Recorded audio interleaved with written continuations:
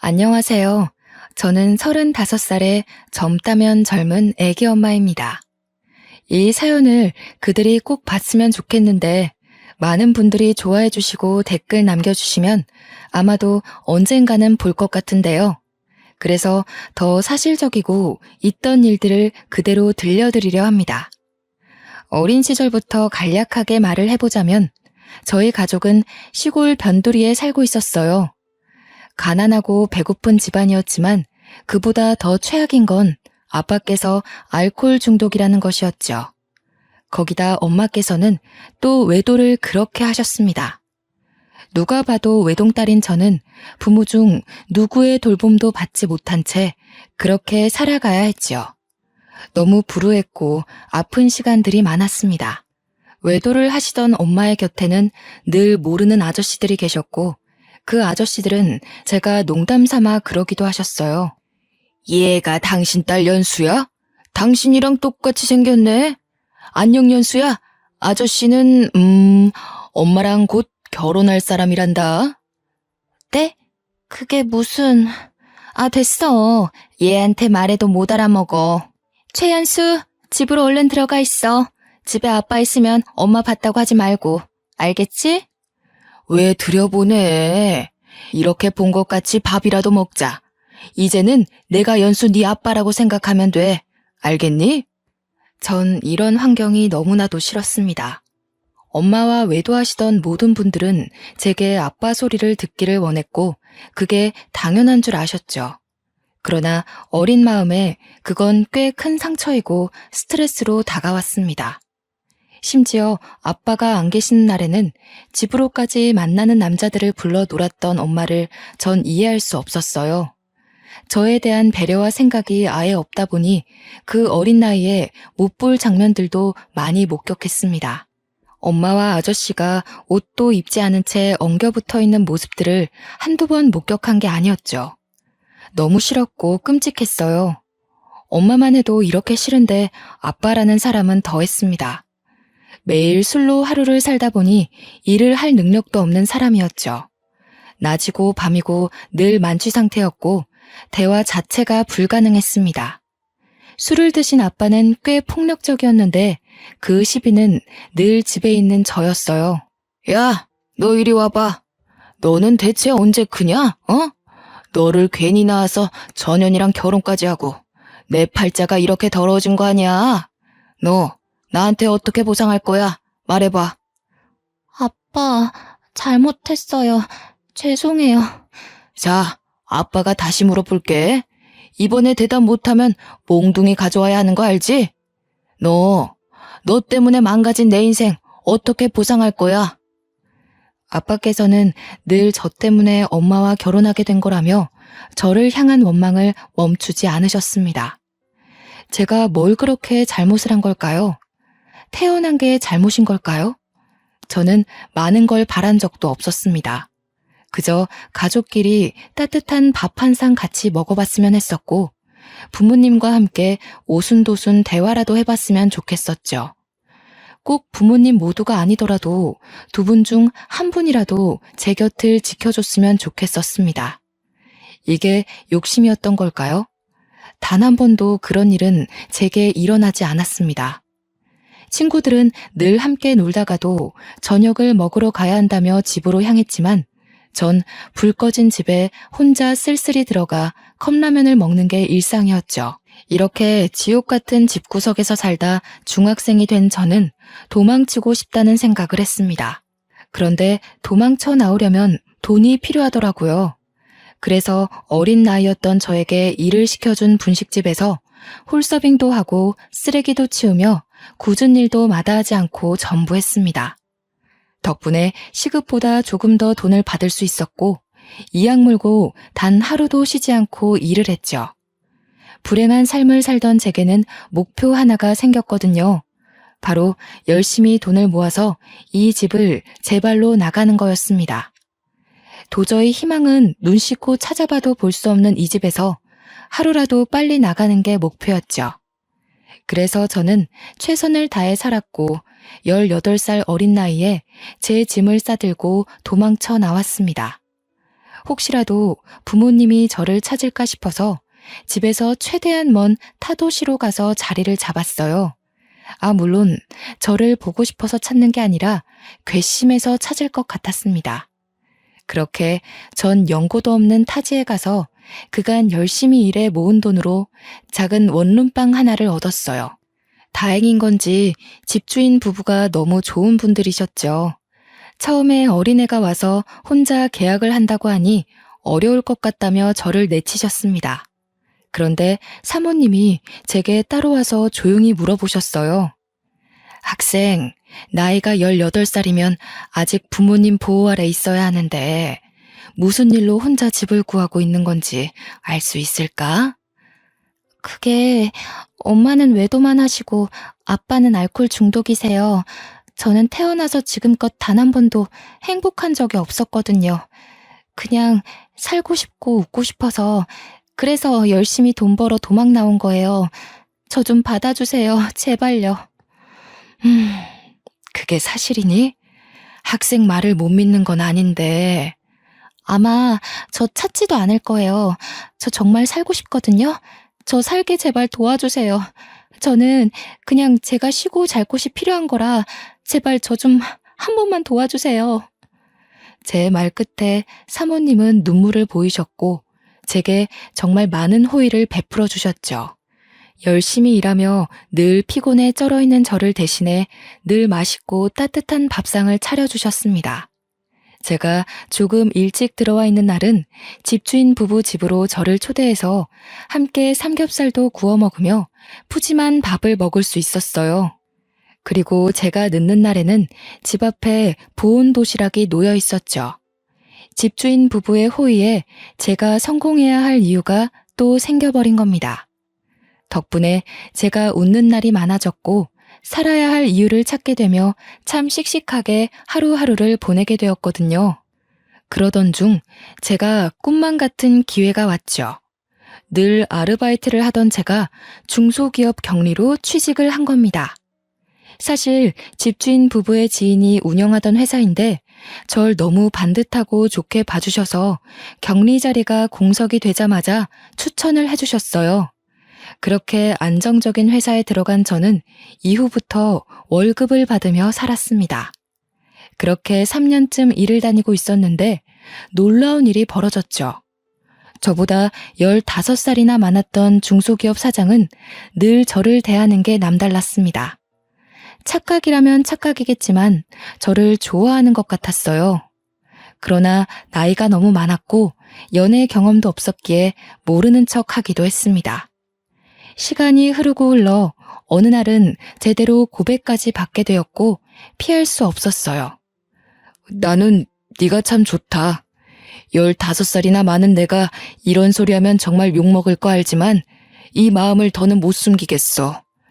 나도 이 감정을 없애보려고 참 많이 노력했었거든. 그런데 쉽지 않더라고. 저도 느꼈어요. 그런데 나이 차이가 너무 많이 나서 솔직히 부담스러워요. 그리고 전 일개 직원이고 사장님은 사장님이신데 어떻게 저를 만나겠어요. 이건 아니에요. 너만 괜찮다면 난 아무렴 상관없다. 진심이야. 다른 건 몰라도 절대 너 외롭게 두지 않을 수 있고 배고프지 않게 만들 자신은 있어. 나도 부모 없는 고아로 살아서 그 마음 잘 알잖아. 사장님은 제게 진심을 다해 말을 했고 그걸 또 뿌리치지 못했습니다. 솔직히 저도 마음이 있었거든요. 어렵사리 저희 두 사람은 진지하게 만나게 되었고 너무 좋았죠. 딱 1년 연애를 했는데 1년간 저는 여지껏 살던 제 세상과는 다른 세상을 살게 되었습니다. 저처럼 혈혈단신으로 상경해서 자수성가한 사람이라 그런지 확실히 내면이 아주 단단하고 책임감이 넘치는 모습이 전 참 좋았어요. 그렇게 1년간 연애를 알콩달콩한 저희 두 사람은 결혼을 했습니다. 물론 15살이나 많은 나이였지만 남편은 절 세상에서 유일하게 사랑해줬고 저 역시 유일하게 남편을 사랑했죠. 남편이 재력이 있다 보니 신혼일 때부터 커다란 집에서 편하게 살 수 있었어요. 부유한 것도 물론 좋았지만 그보다 따뜻한 우리 집과 든든한 내 남편이 있다는 게 행복했죠. 결혼 후 남편은 집에서 편하게 있으라며 회사를 그만두게 했고 저 역시 그걸 따르게 되었습니다. 집에서 살림을 하며 남편 내조에 아주 애를 썼어요. 같이 일을 해봤기에 얼마나 힘든지를 누구보다 잘 알아서 집이라는 공간에 와서는 남편이 편하게 쉴 수 있기를 바랐습니다. 저는 늘 아침 저녁을 아주 푸짐하게 차려줬어요. 진수성찬이 따로 없을 정도로 해줬지만 힘들지도 않았어요.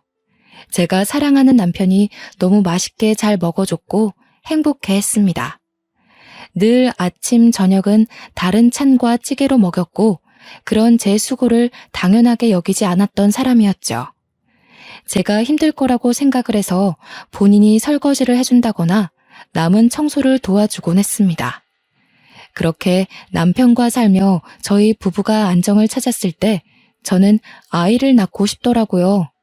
뭔가 남편과 주말마다 가던 여행도 이제 재미가 없게 느껴졌습니다. 아이를 낳으면 더 단단한 가족이 될 것 같아서 전 남편에게 말했어요. 여보, 우리 이제 신혼도 충분히 즐겼는데 슬슬 2세 준비해볼까? 난 솔직히 당장이라도 준비하고 싶은데 당신은 어때? 물론 나도 좋아. 그런데 여보, 난 솔직히 우리 둘이 이렇게 살다 죽어도 여한이 없을 것 같아. 막말로 아이 키우는 게 보통 힘든 게 아니라고 하던데 사실 조금 두렵기도 하거든. 그러니까 우리 너무 노력하지는 말자. 아, 그래? 당신 생각이 그런 줄 몰랐어. 한 번도 그런 말을 안 해서. 그렇지. 내가 말을 꺼낸 적이 없으니 당신 모를만 하지. 연수야, 그냥 나는 당신이 이제 고생은 그만하고 남은 생은 내 옆에서 편하고 행복하게 살았으면 해. 굳이 아이 낳아서 엄마로 살며 또 힘들지 않았으면 좋겠어. 저는 남편의 말을 듣고 화들짝 놀랐습니다. 왜냐하면 남편이 이렇게 저를 생각해주고 있는 줄 몰랐거든요. 지나가는 아이를 보며 너무 예뻐하던 남편의 모습을 알고 있는데 아이를 낳지 않고 둘이 살자는 이유가 제가 행복했으면 한다는 그 마음이 너무 따뜻했습니다. 처음에는 아이를 꼭 낳아야 한다는 어떤 강박이 제 머리에 가득했는데 남편과 대화를 하다 보니 꼭 낳지 않아도 괜찮겠다는 생각이 들었죠. 그래서 저희 부부는 딩크 부부로 살게 되었고 대신 유기견 한 마리를 입양했습니다. 제가 시골에 매주 유기견 봉사활동을 갔었거든요. 그곳에서 유기견을 데려왔는데 확실히 반려견이 있고 없고의 차이가 컸습니다. 남편 역시 물고 빨고 아주 좋아했지만 제가 혼자 있는 시간에 늘 반려견과 함께 있다 보니 외로울 틈이 없더라고요. 반려견을 키워보신 분들은 아실 테지만 은근히 아이를 키우는 것보다 손이 더 많이 가기도 하죠. 심지어 여러 번 버림받은 상처가 있는 유기견이라 늘 함께 해주려 노력을 많이 했습니다. 그렇게 시간이 흘러 저희 부부와 반려견 사랑이는 단란한 가족이 되었습니다. 이날도 제가 사랑이를 데려온 보호소가 있는 시골로 봉사활동을 가던 날이었습니다. 가서 열심히 다른 사랑이 친구들을 보살펴주고 봉사활동을 모두 마친 후 집에 돌아오는 길이었죠. 늦은 시간이고 시골길이라 가로등 하나 없이 깜깜한 길이었어요. 그 길을 가고 있는데 순간 웬 여자가 길가에 쓰러져 있는 겁니다. 너무 놀라서 급히 차를 세우고 내려가 여자 상태를 봤더니 배는 남산만하게 나와 있었고 온몸이 땀에 젖어선 살려달라고 울부짖었어요. 전 곧바로 구급차를 불렀습니다. 이봐요, 괜찮으세요? 아이가 나올 것 같은데 세상에, 보호자 연락처 좀 알려줄래요?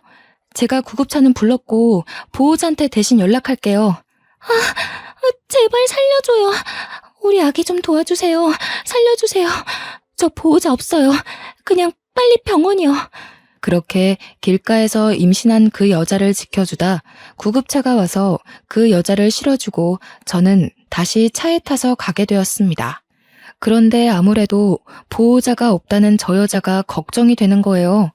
저도 오지랖인 거 아는데 혼자라는 그 쓸쓸함을 잘 알기에 도움이 된다면 곁을 지켜주고 싶었죠. 고민을 하다 곧장 남편에게 전화를 했습니다. 여보, 난데 나 집에 가는 길에 길가에 산모가 쓰러져 있는 거야. 의식은 있는데 거의 출산 직전이라 너무 고통스러워 하더라고. 그래서 우선 구급차 태워서 보냈거든?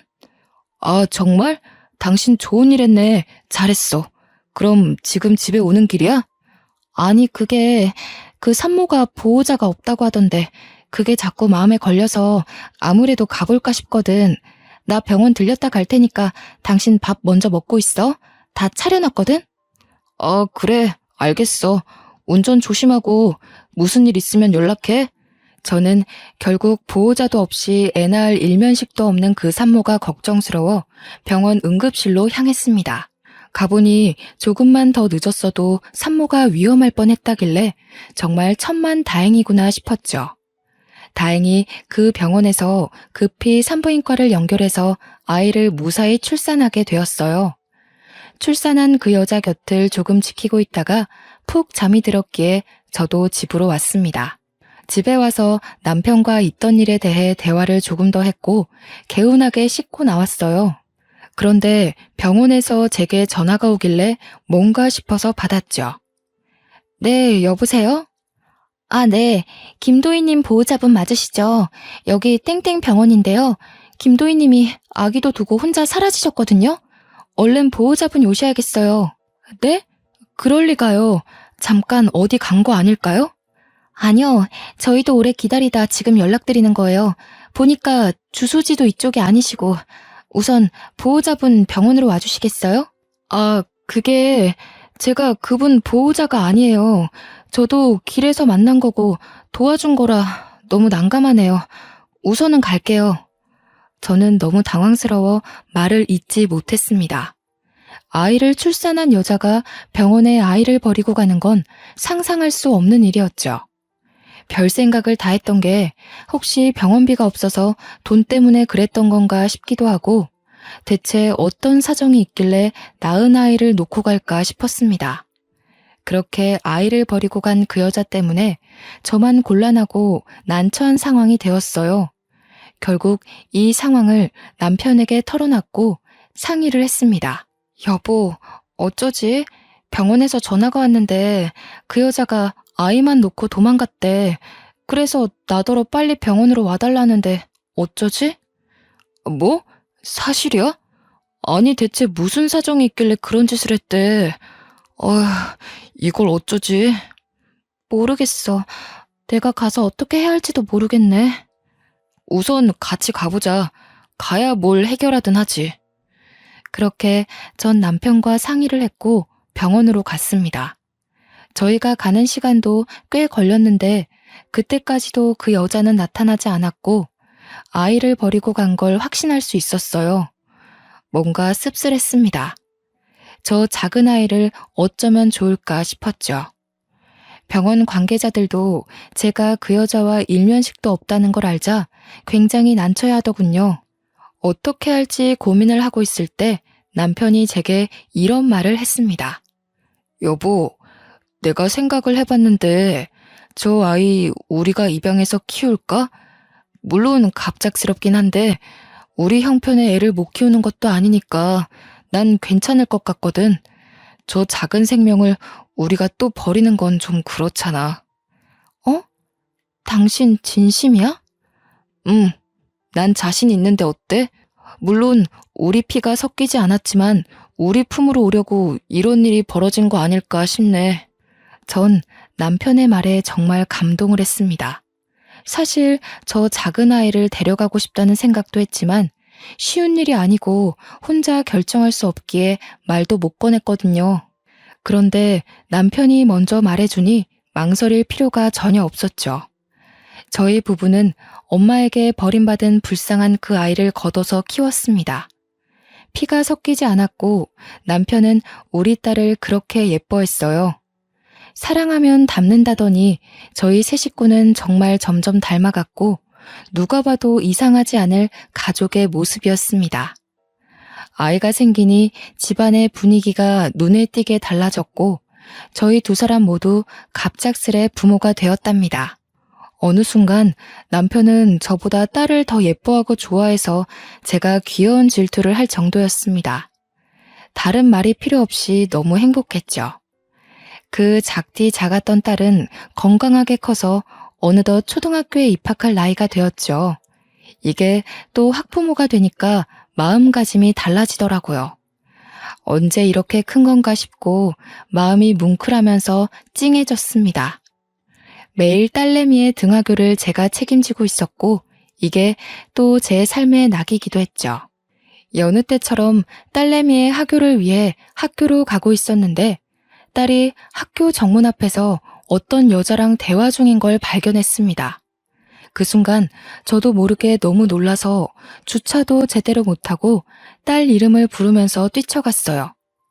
예지야, 예지야 이리 와, 얼른. 엄마. 어머 예지야, 왜 그래? 왜 울려고 그래? 저 아줌마가 예지한테 뭐라고 했어? 엄마가 예지 엄마 아니야? 뭐라고? 누가 그런 소리를 해? 저 아줌마가 엄마는 예지 엄마 아니라고 계속 말했어. 그래서 내가 맞다고 했는데 아니라고 했어. 울지마 예지야. 엄마가 예지 엄마 아니면 누구 엄마야. 저 아줌마 이상한 사람이니까 혹시 또 찾아오면 절대 말하지 말고 따라가는 것도 절대 안 돼. 알겠지? 딸아이는 울면서 제게 충격적인 말을 했습니다. 그때 우리 예지를 버리고 간 그 여자인 건지 설마 갑자기 나타나서 우리 예지를 데려가려고 찾아온 건가 싶어 너무 힘들었어요. 우선 놀라서 우는 딸을 끌어안고 진정시킨 후 집으로 왔습니다. 그 후 남편이 퇴근해서 올 때까지 별 생각을 다 하며 기다렸죠. 여보, 나 너무 무서웠어 오늘. 우리 예지를 데려갈까봐 너무 무서웠어. 응? 그게 무슨 소리야? 누가 예지를 데려가? 오늘 예지 픽업하러 갔는데 정문에서 어떤 여자랑 얘기를 하고 있는 거야. 놀라서 예지한테 막 뛰어갔는데 애가 울면서 엄마가 예지 엄마 아니냐고 막 그러더라고. 그래서 저 여자랑 무슨 얘기를 한 건지 물었더니 그 여자가 그랬대. 내가 예지 엄마가 아니라고. 뭐? 어떤 정신 나간 여자가 애한테 그런 소리를 해? 설마 그때 그 도망간 여자인가? 그러니까 아무리 생각해도 친모인 것 같아. 우리가 친부모가 아닌 걸 이 동네에 아는 사람은 아무도 없잖아. 그런데 왜 갑자기 나타난 걸까? 설마 이제라도 예지를 데려가려고 온 건가? 나 너무 무서워. 여보, 내가 예지를 어떻게 키웠는데 나 절대 예지 못 뺏겨. 울지 마 여보. 예지를 왜 뺏겨? 걱정 마. 우리가 예지 법적 부모야. 그 여자는 애 버리고 도망갔잖아. 잊었어? 그 여자는 애 키울 자격도 없어. 그것도 그렇고 예지한테 말해줘야 하나 싶고 생각이 너무 많다 정말. 우선 예지한테 말하는 건 조금만 신중하게 생각해보자. 지금은 타이밍이 아닌 것 같아. 남편과 많은 대화를 하며 참 많이 울었습니다. 눈물이 멈추질 않았고 그 슬픔에 잠겨 힘들었어요. 그 뒤로 저는 딸내미를 잃을까 두려워서 평소보다 더 빨리 가서 딸을 기다렸고 제 품에서 한시도 떼어놓지 않았습니다. 며칠 뒤 남편이 회식 때문에 늦게 온다고 하더라고요. 그래서 딸과 단둘이 오붓한 시간을 보내고 있었는데 핸드폰 알림이 울렸죠. 보니까 누군가 제 핸드폰으로 남편이 술에 취한 모습이 담긴 사진을 계속 보내는 겁니다. 저는 너무 놀라서 남편에게 전화를 했지만 받지 않았어요. 아무리 생각해도 이상해서 사진을 자세히 들여다보는데 술 취한 남편 옆에 여자 가방이 함께 있는 거예요. 저는 그때부터 배신감이 물밀듯 밀려왔고 불륜을 의심하지 않을 수 없었습니다. 그날 늦은 새벽에 남편은 집에 들어왔지만 아무것도 묻지 않았어요. 술 취한 상태이기도 했고 어설프게 물어봤다가 아무것도 알아내지 못할까 봐요. 다음 날에도 역시 아무것도 묻지 않았는데 남편은 발령기를 했습니다. 너무 과음을 했다며 많이 취해서 아무것도 기억이 나지 않는다는 말을 했어요. 저는 우리 가족이 깨지는 걸 누구보다 원치 않았던 사람입니다. 그렇기 때문에 신중하게 접근해야 했고 남편에게 물어봤자 사실이 나올 것 같지도 않아서 바로 흥신소에 가서 사람을 붙였죠. 제발 제가 오해한 거였으면 좋겠다며 마음속으로 빌고 또 빌었습니다. 그러나 흥신소 직원의 말을 듣고 전 절망을 했어요. 알고 보니 남편은 회식이라고 할 때마다 자주 가는 술집이 따로 있었고 그곳은 도우미 여자가 붙어 있는 곳이었습니다. 심지어 남편은 일주일에 한 번씩은 꼭 가는 VIP라고 말해주더군요. 얼마나 더러운지. 날마다 다양하게 여자 한 명을 딱 지정해서 밤까지 술 먹고 저한테 들키지 않기 위해 아무리 늦어도 새벽 2시쯤에는 집에 온 거였습니다. 아주 치밀하고 더러운 남편을 용서할 수 없었죠. 저는 전업주부라 딸내미 키우며 살림만 하고 있었는데 어떻게 이럴 수 있나 싶은 배신감이 너무 컸습니다. 더 절망적인 건 말로 들었을 때보다 흥신소 직원이 보내준 사진을 봤을 때 그 절망감은 더욱 컸어요. 다 무너져 내렸고 끝이라는 걸 생각하고 있었습니다. 그런데 이혼을 하고 싶어도 경제적인 능력이 아예 없었기 때문에 이혼을 결정하는 게 결코 쉽지 않았죠. 이런 중대한 문제를 의논할 가족도 없었고 하다못해 친인척도 없었으니 막막했습니다. 여기까지만 해도 충격적인데 여기서 그치지 않았어요. 흥신소 직원은 제 남편에 대해서 이상한 소문을 들었다며 말을 해줬습니다. 그 남편분이 술집에 완전 VIP라고 하더라고요. 그런데 이상한 소문이 도는 게 하나 있었어요. 그게 뭔데요? 그 술집에 젊은 여자 한 명을 임신시켰대요. 근데 여자를 아주 비참하게 버렸다는 소문이 쫙 돌고 있어서 그 술집에 있는 종업원 중에 모르는 사람이 없을 정도라고 하더라고요. 이 정도면 소문이 아니라 진짜인 거죠, 뭐. 임신을 시켰다고요? 그 여자는 누군데요? 그것까진 말 안 해주더라고요. 아무튼 이런 말하기 좀 그렇지만 보통 질이 나쁜 게 아니니까 남편분과 얼른 정리하세요. 저는 너무 불안했고 절망스러웠습니다. 어딘가에 저도 모르는 남편 아이가 살고 있을 수도 있겠다는 생각과 제가 생각한 것 이상으로 남편의 행실이 좋지 않다는 게 받아들이기 힘들었어요. 저와 딸에게는 세상 둘도 없는 다정한 아빠와 남편이었으니 말이죠. 바보가 아닌 이상 이 상태로 결혼 생활을 유지할 수 없다는 건 알았습니다. 그래서 소송을 준비하려 했지만 큰 돈이 없어서 그것조차 할 수 없어 너무 비참했어요. 뒷주머니 하나 차지 않고 여태 뭐 했나 싶은 생각이 들었습니다.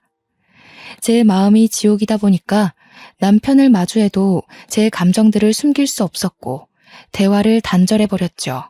남편을 대하는 제 태도가 쌀쌀맞아지니 본인도 뭔가 눈치가 보였는지 더 잘하더군요. 짠! 당신이 좋아하는 꽃다발 사왔지. 이런 걸 뭐하러 사왔어. 버리는 것도 일인데. 에이, 왜 그래. 당신 꽃 엄청 좋아하잖아. 그래서 집 오는 길에 사온 건데. 그래. 당신 요즘 왜 그래? 나한테 뭐 화난 거 있어? 그런 거 없어. 아, 있잖아. 왜 그러는데. 아, 왜 이래. 없다고 했잖아. 에이, 우리 와이프가 왜 그러실까? 예지도 자는데 오랜만에 사랑 좀 나눌까? 나 빨리 씻고 올게. 나 책 읽다 예지 방에서 잘 거야. 요즘 예지가 밤에 자꾸 깨거든. 씻고 자. 남편은 누가 봐도 바람 피는 게 미안해서 와이프한테 잘해주는 남자처럼 보였습니다. 그게 전 너무 싫었어요. 본인이 찔리는 게 있으니 저렇게 행동을 하는 게 말이죠. 그 후 남편과 절대 같이 잠을 자지 않았고 전 딸내미와 함께 잤습니다. 옆에 누워있는 것도 살이 닿는 것도 소름 끼쳤거든요. 남편 때문에 머리가 복잡해서 두통약까지 먹으며 지냈습니다. 그래도 이런 모습을 딸에게 내색하지는 않았어요. 한동안 참 힘들게 보내던 저는 아무 생각 없이 여느 때처럼 딸을 픽업하러 학교로 갔고 손을 잡고 차를 타려는데 갑자기 어떤 여자가 제 손목을 확 낚아채는 겁니다. 너무 놀라서 순간 그 여자를 쳐다봤는데 얼굴을 보니 누군지 알 것 같았죠. 순간 몸이 덜덜 떨리고 무서워서 딸을 먼저 차에 태우고 절대 나오지 말라고 말한 후 차와 살짝 떨어진 곳에서 대화를 했어요. 당신 뭐야? 왜 자꾸 애 학교에 찾아와서 왜 이래? 별 이유는 없어요. 그냥 내 배 아파서 낳은 내 딸이니까 이제라도 내가 엄마인 걸 알았으면 좋겠고 엄마로 생각해주면 좋겠어요. 그러니까 애랑 얘기할 시간 좀 줘요. 매일 그렇게 옆에 끼고 다니지 말고. 당신이 사람이야? 그 핏덩이를 병원에 내동댕이 쳐놓고 갔으면서 금이야 오기야 키워놓으니 엄마 노릇을 하겠다고? 절대 안 돼. 예지는 내 딸이야. 내 딸이라고. 2번 다시 나타나지 마. 당신 경고야 이거. 그래. 당신이 금이야 오기야 키운 티가 나서 고맙기는 한데 내 핏줄이잖아요. 내 딸이잖아요. 그날 당신도 봤잖아. 내 배 아파서 낳은 아이인 거. 염치도 없이 어떻게 날 찾아와서 그런 말을 해? 그때 우리가 예지 데려와서 안 키웠으면 보육원에서 컸을 거야. 알아? 당신 진짜 부모 자격 없어. 그래, 어디 물어나 보자. 애 키울 돈은 있어? 능력도 없으면서 왜 그래? 예지, 당신이 아니더라도 당신 남편이 키웠어야 했다고요. 아직 아무것도 모르는 것 같네? 예지가 당신 남편의 자식이라고. 뭐라고? 지금 무슨 헛소리를 하고 있는 거야? 당신 진짜 악질이구나. 사실이에요. 이도훈이 나 술집에서 일할 때 25살이었던 나를 임신시켰거든. 내가 워낙 말라서 배가 나오는 것도 몰랐고 5개월이 넘도록 임신한 줄도 모르고 지냈는데 어느 순간 자꾸 배만 나와서 그때 알았어요. 결국 임신한 거 알고 술집에서 잘리고 돈도 없어서 근근히 편의점 알바나 하면서 살았어요, 저. 무슨 헛소리를 자꾸 하는 거야. 못 믿겠지만 사실이에요. 그렇게 하루하루 겨우 입에 풀칠하며 살았는데 날 임신시킨 당신 남편은 나 몰라라 하는 게 너무 괘씸해서 우리 여사장님이 그쪽 남편한테 책임지라고 대신 말도 했어요. 근데 그 새끼 뭐라 했는 줄 알아요? 술집 여자 주제에 그 애가 내 애인 거 못 믿는다고 딴 남자애면 어쩌냐고 그렇게 말하고선 연락처 바꾸고 도망갔다고요. 저는 이 여자의 말을 듣고 정신을 놓을 뻔했습니다. 내 남편은 알고 보니 2 얼굴을 가진 사람이었고 가장 가까운 저만 몰랐더라고요. 그것도 모르고 10년 넘도록 바보같이 딸을 키워준 제 자신이 너무 한탄스러웠습니다. 그러나 그런 얘기를 들었어도 제 딸은 딸인걸요. 결코 변할 수도 없는 사실이었고 저 역시 딸을 놓을 수 없었죠. 처음부터 지금까지 제 딸인 건 변하지 않는 사실이라고 생각을 했습니다. 심지어 남편은 딸이 본인 핏줄인 것도 모르고 있었어요. 저 여자는 저기서 말을 멈추지 않았고 아주 당돌하게 말했죠. 이런 사실을 알고도 설마 계속 살 건 아니죠? 미안하지만 당장 이혼해줘요. 그땐 돈이 없어 어쩔 수 없어서 딸을 놓고 간 거지만 10년의 세월 동안 하루도 빠짐없이 그리워했어요. 한 번만 품에 안아보고 싶어서 죽을 만큼 괴로웠다고요. 그래, 아무리 생각해도 그런 쓰레기랑 못 살아. 아니, 안 살아. 그런데 조용히 헤어질 수 없거든, 나는? 그럼 내가 이혼해 줄 테니까 그동안 있었던 모든 일을 법정에서 증언해줘. 그 조건이면 내가 이혼할게. 나도 어차피 그 새끼 필요 없고 내 딸만 찾으면 그만이에요. 그러니 도와줄게요. 그렇게 해요. 저는 남편과 도저히 살 수 없다고 판단을 했고 그 여자에게 도움을 청했습니다. 그 여자만큼 확실한 증거는 없으니 말이죠. 그 후 근처 월세방을 구해서 딸과 함께 살았고 남편과는 별거 생활을 시작했어요. 남편은 이런 제 태도에 어리둥절했고 대체 왜 그러냐고 물었습니다. 저는 대꾸해주지 않았고 이혼 소장이 남편에게 날아갈 때까지 침묵했죠. 그리고 드디어 도착한 이혼 소장을 본 남편은 제게 전화로 쌍욕을 했습니다. 물론 전 모든 통화 내용을 녹음했어요. 야, 너 미쳤냐? 지금 나한테 이혼을 하자는 거야? 이런 별 미친 걸 다 보겠네. 야, 남자가 살다 보면 그럴 수도 있지. 뭘 그딴 거 가지고 이혼하네 마네야. 입 다물어. 당신이랑 아무 말도 하고 싶지 않고 그냥 이혼하고 더럽게 살아. 야, 술집 여자 한 번 만난 거 가지고 왜 난리야. 너도 그럼 남자 만나서 한 번 하던가. 내가 봐줄게. 쥐뿔 가진 것도 없는 게 주제넘게 감히 이혼 소리를 하고 있네? 너 죽고 싶냐? 이게 오냐오냐 해주니까 버릇없이 감히 남편한테. 남편은 본인의 화를 이기지 못해 술술 자백을 했고 전 녹음을 했죠. 그 후 길고 길었던 이혼 소송은 1년간 지속되었고 1년 만에 막을 내렸습니다. 놀랍게도 딸아이 양육권은 제가 가지게 되었어요. 친모의 주거 환경이 불안하고 예지가 절대 친모한테 가고 싶지 않다고 증언을 했거든요. 결국 여러 상황적인 면을 봐도 그렇고 딸이 저를 따르기 때문에 제가 키우는 게 맞다고 법원이 판결 내렸어요. 친모가 항소를 할 수 있었지만 돈이 없어서 못하더라고요. 전 혹시라도 친모가 딸을 뺏어갈까봐 아예 이사를 가서 월세살이를 시작했습니다. 위자료로 고작 2천만 원을 받았고 너무 작았죠. 그 괘씸함과 분한 마음에 남편의 회사 안의 직원들한테 부탁해서 소문을 쫙 내고 말았습니다. 그런데 경쟁업체는 이걸 기회라고 생각했는지 전 남편 회사의 기술을 빼내려고 능력 있는 직원들한테 스카웃 제의를 했더라고요. 물론 연봉이 올라가는 조건이니 직원들 10명 이상이 경쟁업체로 이직을 했습니다. 그렇게 경쟁업체는 그 틈에 신제품을 출시했는데 남편 회사에서 출시한 것보다 더 효과 좋은 제품이라 남편 회사는 매출이 급하락했어요. 결국 서서히 망해가고 있던 겁니다. 이런 거 저런 거 신경 쓰지 않고 전 남편에게 양육비를 달라고 했어요. 양육비 줘. 이런 걸로 신경 쓰게 하지 마.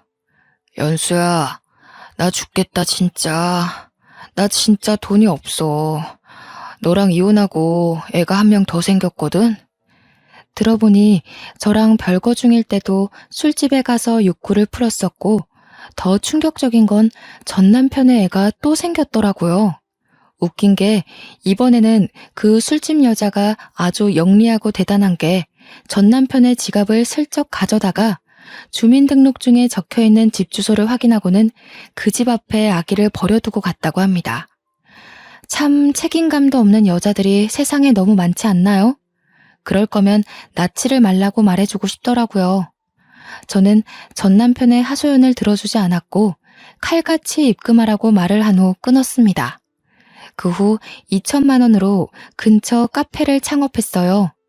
망할까봐 너무 두려웠지만 주부로 10년을 넘게 살아서 그런지 제가 요리 솜씨가 좀 있었습니다. 그래서 디저트 레시피를 인터넷 보고 따라 만들었는데 디저트 수익이 상상 초월했어요.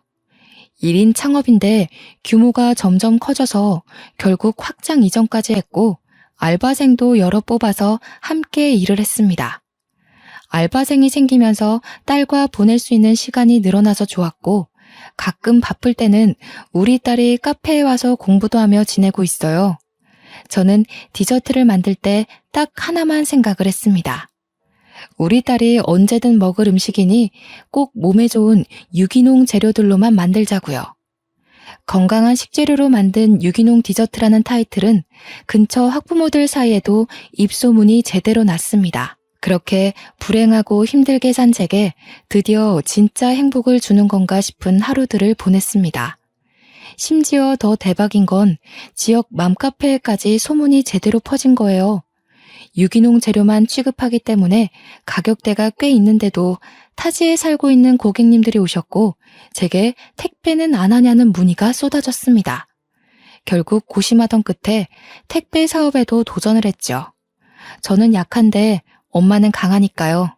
벌 수 있을 때 벌고 싶었고 적어도 우리 딸에게 모든 걸 해주고 싶은 마음에 이를 악물고 살았어요. 어떻게 보면 디저트만 만들어 파는데도 매출이 어마어마해서 직원을 추가로 더 뽑았습니다.